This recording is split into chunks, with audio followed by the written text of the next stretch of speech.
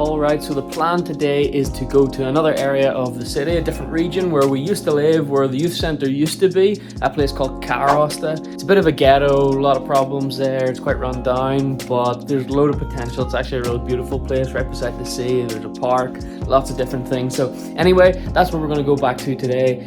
Go for a little bit of a walk along the beach, take some videos, show you guys where we used to live and where we used to hang out. Let's do this.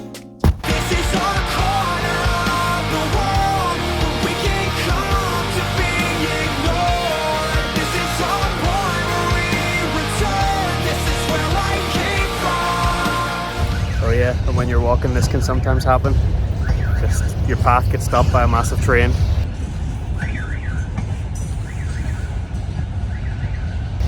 Such is life. Oh yeah, and there's also a bridge that sometimes opens up and stops traffic, and you have to wait until the boats go through.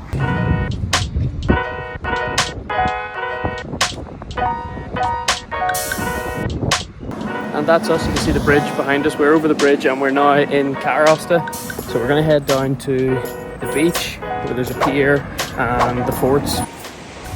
There's the pier.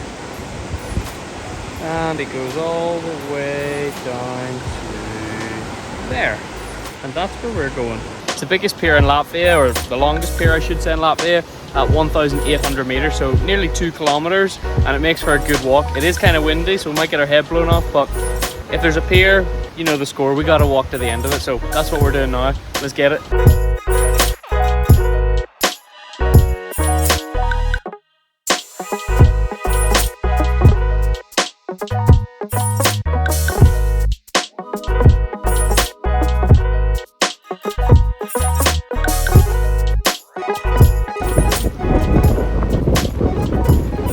It is so windy. I'm going to lose my cap. My days.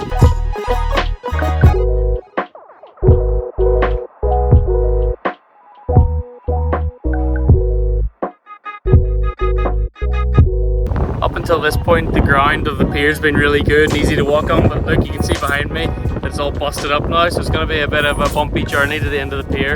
Like, look at this. This is an ankle breaker.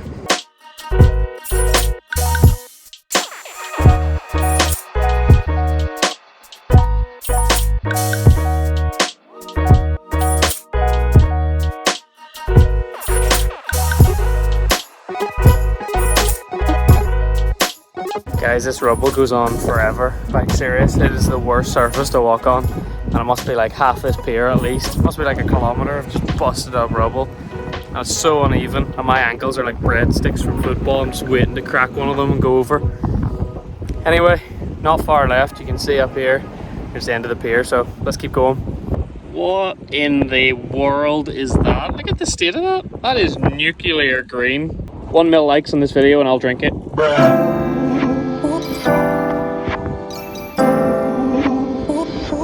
Well, we made it, guys. Windy as anything.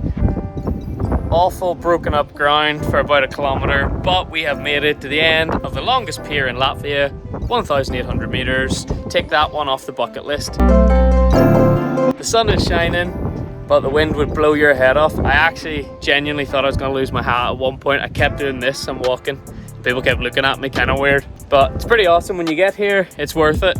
Great views all around. And it's actually really peaceful. There's a nice wall so you can hide behind that so the wind doesn't blow your head off as well. We're going to chill here for a bit, listen to some music, and then we're going to head on back.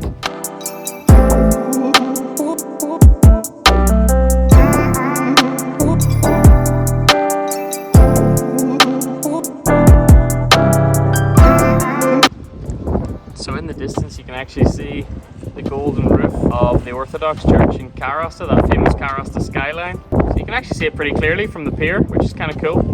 We've also got off to the other side the wind turbine that we're going to walk to as well, and the forts, my favourite place in Karosta. So we're going to show you all of that today as well.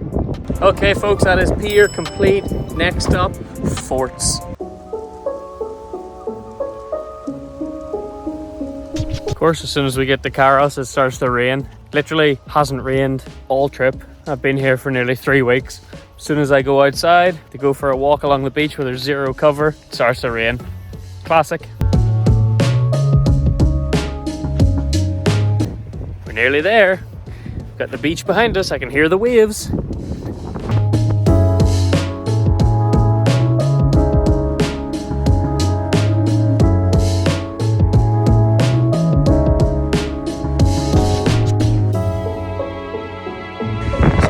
There's actually quite a lot of tourists down here today.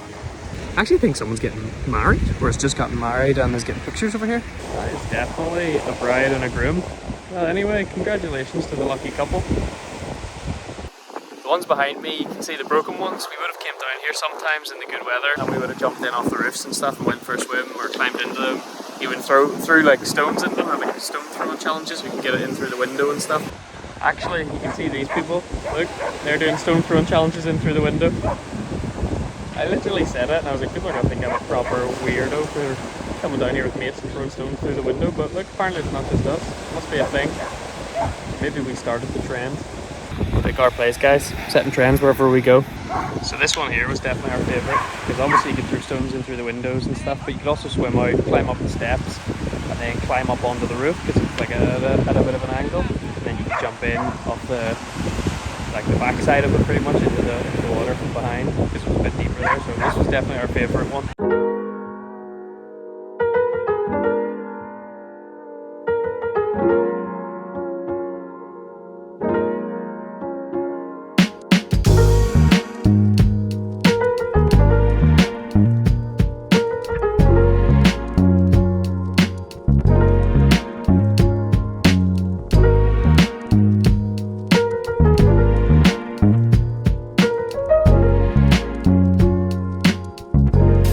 Actually get up onto the roof of some of them, so that's where we're going now.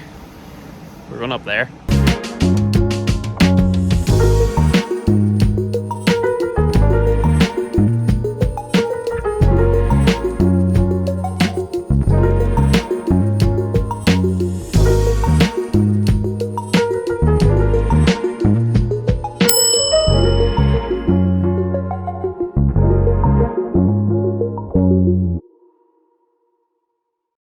So yeah, when we were living here, especially in the good weather, we would come down and we would just like climb up on one of the roofs and just sit here, get the earphones in, listen to music and just kind of sunbathe, chill, take some time to ourselves.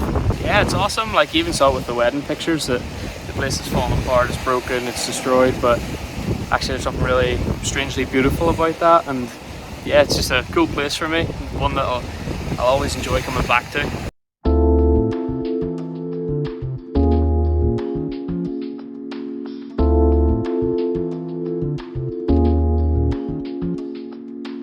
Awkward moment, guys. I just walked up on a guy having a pee in a bush. Obviously thought he was in the middle of nowhere and nobody else was around. He saw me, quickly put away Mr. Winky and then walked off. Here's our culprit, Mr. Winky himself. Respect for peeing out in nature. Look how cool this tree looks. That's cool. Just walked up on some guy down on the beach with a metal detector. Something you don't see every day. Wonder if he's found anything. If you were on a beach in a random foreign country with a metal detector, what's the one thing that you hope you would find? I would hopefully find a Nissan GTR buried underneath the sand in perfect condition, or a genie in a lamp. And then when he asked me for 3 wishes, I would obviously ask for 1,000 more wishes, because that's the correct answer. Find the equivalent of a genie in a lamp. Look at the size of this thing. Oh, the wind blew it away. I was gonna make a wish. Boys, it's okay. I found another one, so we're gonna do it quickly. Another genie in the lamp. Who'd have thought? 2 genies in lamps on a Latvian beach. Let's make a wish. I know you're not supposed to tell people your wishes, but we wished for 1,000 subscribers. Shh, don't tell anybody though, or else it won't come true.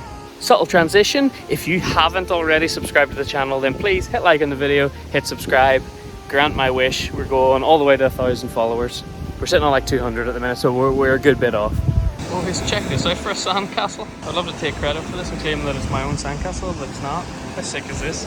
It's like a big boat or something. Actually don't know what it is, but it's absolutely sick. Fair play if you made this. Well done. Bro, look at this little stone tower that I found along the beach. How cute. How many floors has I got?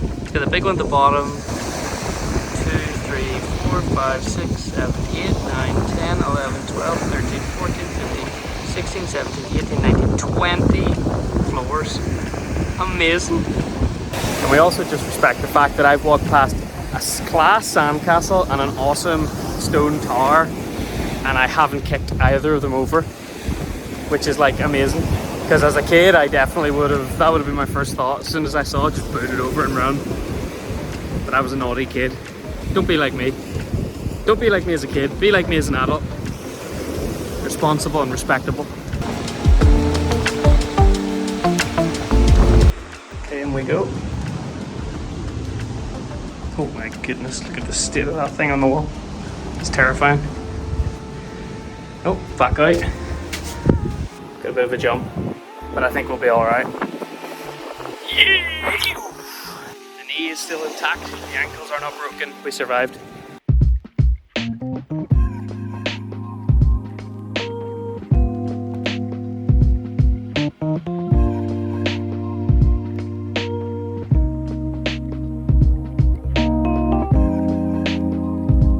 I was standing like right there a minute ago. Now that I'm over here, I look, and that kind of looked a little bit sketchy, a bit dodgy. Feels like the whole roof's about to slide off onto that spot. Well, I'm not going back there.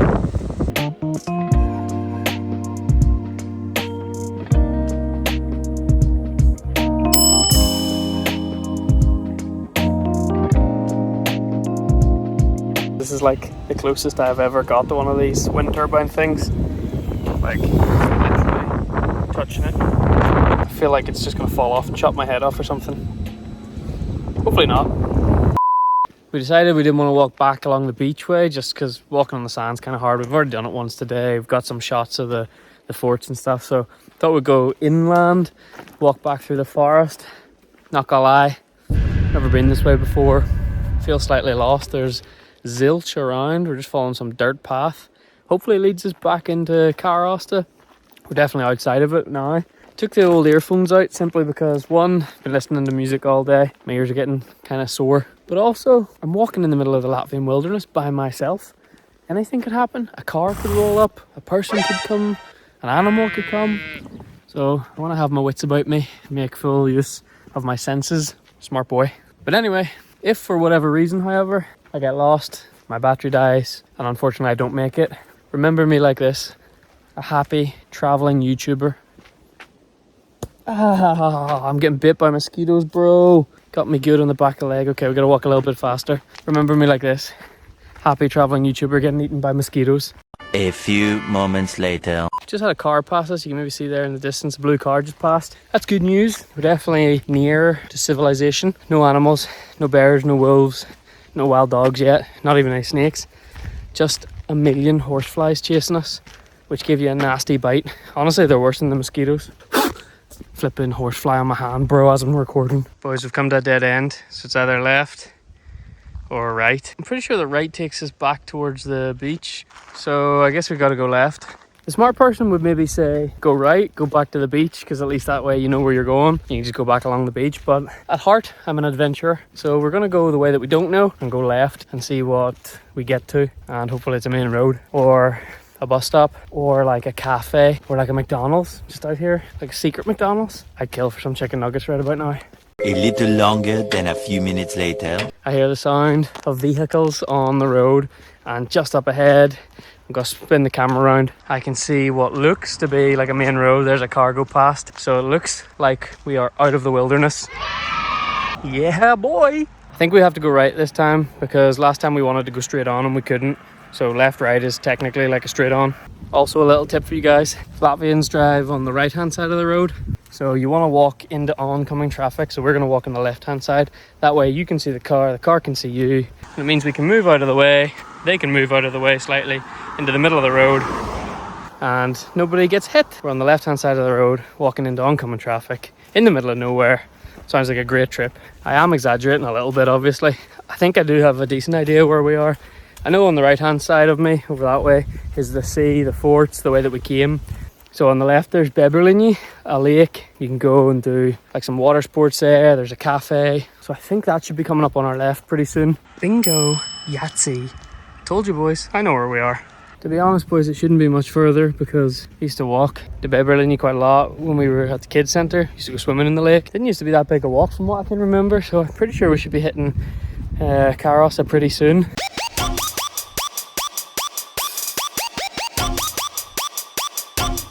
Boys, it's all good. I know exactly where I am now. Once you see the golden roof of the Orthodox Church in the background, then you know you're in the right place. So this is like what I'd call the centre of Karosta. You got the main bus stop here, with the bus actually waiting over there. You've got the big church in the background, and then all around you've got, you know, the Soviet style flat blocks.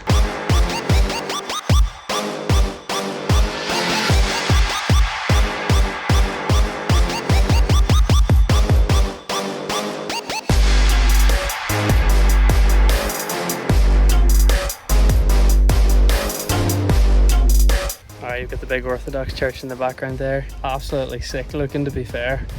Although in one way it's a bit strange because, you know, it's obviously such an expensive church and such wealth generated to build it and to maintain it, but all around is real poverty and stuff right beside. You know, you've got the flat blocks, people that are really struggling, so it's a wee bit strange seeing them beside each other. It's like the ultimate juxtaposition.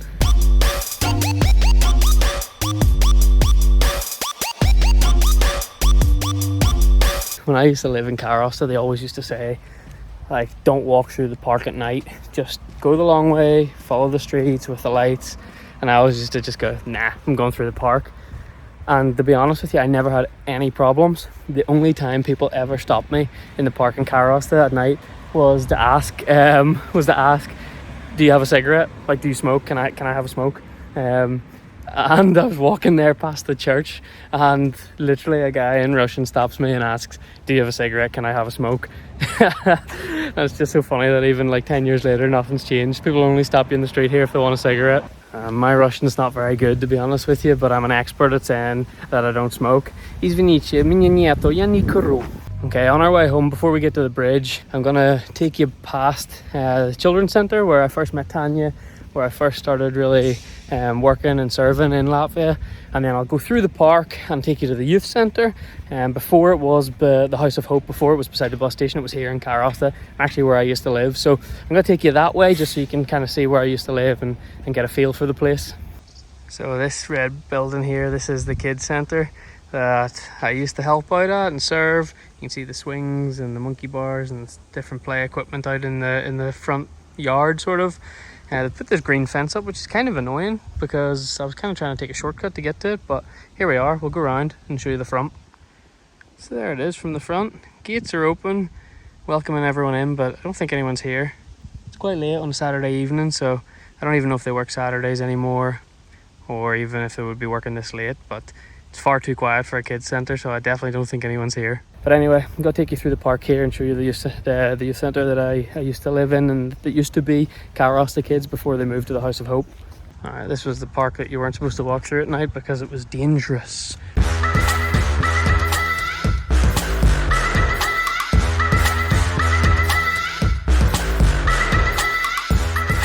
And then this here, right in front of us where the cars are parked outside, used to be the youth centre. It used to be Karosta Kids, and actually used to be where I lived. That was my house.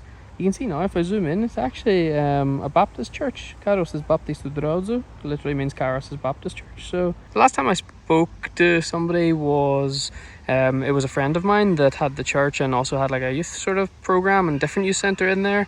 It might be the same one, might not be. I'm honestly not 100% sure. Actually looks like the doors are open, but we're not going to go in simply because they might be having like a service or something formal, and I'm not really dressed for it after a big sweaty walk along the beach. So just interesting. But yeah, that's where I used to live, and that's where we used to do a lot of the youth work and programs when the teams would come over from Ireland. So it's good to see that it's still being used, and still being used for positive good and positive change in the area of Karosta. This is around the back of the youth centre. This is around the back of the youth centre, the back of the building I used to live in.